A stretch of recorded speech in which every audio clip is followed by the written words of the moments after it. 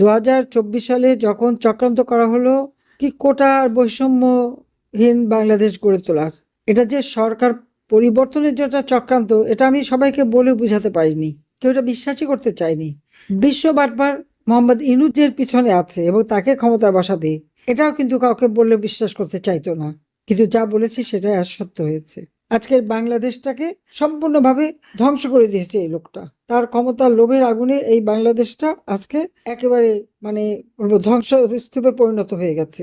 অগণিত আমাদের নেতা কর্মী, তাদেরকে হত্যা করা, তাদের উপর নির্যাতন, মানুষের জীবনের মূল্য নাই। তো এই অবস্থায় সকলকে ঐক্যবদ্ধ হতে হবে। যেখানে যেখানে আমাদের কমিটি নাই, সহযোগী সংগঠন সহ সব কমিটিগুলি দ্রুত করে ফেলতে হবে।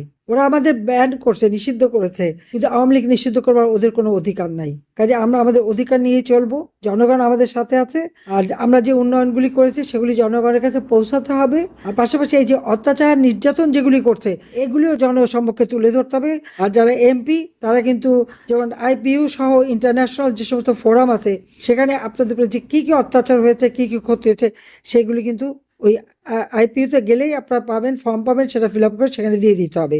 কারণ তারা দেখুক যে কি নির্যাতনটা চালাচ্ছে এরা বাংলাদেশের উপরে, এটা তাদের জানা উচিত। কারণ যারা এই অপকর্মগুলি করেছে, হত্যা খুন করেছে, তাদেরকে ইন্ডেমনিটি দেওয়া হয়েছে, দায় মুক্তি, তাদের বিরুদ্ধে কোনো বিচার হবে না, কিন্তু মামলাগুলি সব আওয়ামী লীগের বিরুদ্ধে।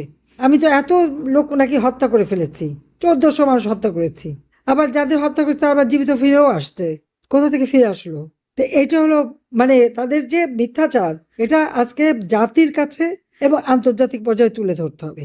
এরা কত বড় মানে স্বার্থপর, নিষ্ঠুর এবং জঙ্গি এবং সন্ত্রাসী।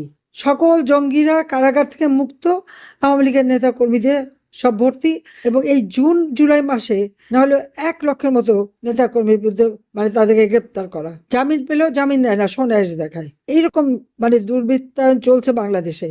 এর হাত থেকে দেশ জাতিকে মুক্ত করতে হবে। আর আওয়ামী লীগই পারবে এই বাংলাদেশটাকে আবার উন্নত সমৃদ্ধ করতে।